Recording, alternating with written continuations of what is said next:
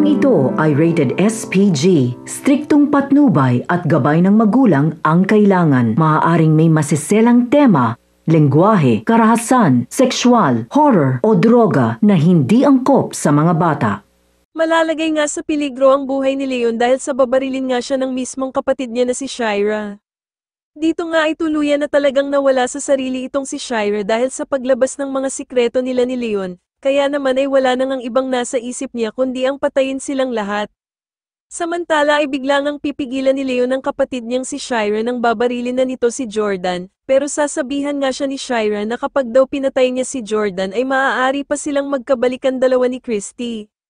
At dito nga ay biglang kakabahan itong si Aling Carmen dahil sa may isip nga niya na magkapatid pa din itong sila Leon at Shira, kaya naman ay hindi niya alam kung ano ang maaring nilang gawin dalawa. Sa kabilang banda naman kahit nakapatid nga ni Leon itong si Shira, ay mas pipiliin pa din nga niyang pumanig sa tama kaya naman ay magkukunwari nga siya at susuntukin niya itong si Jordan. At dito nga habang sinasakal ni Leon itong si Jordan ay ikakagulat nga niya ang sasabihin sa kanya ni Leon, dahil sa sasabihan nga siya nito na tumakas na silang dalawa ni Christy. Subalit sa kasamaang palad nga ng susugudan na ni Leon si Shira, ay bigla nga siya nitong babarilin na agad namang ikakatama nga ng bala sa puso ni Leon.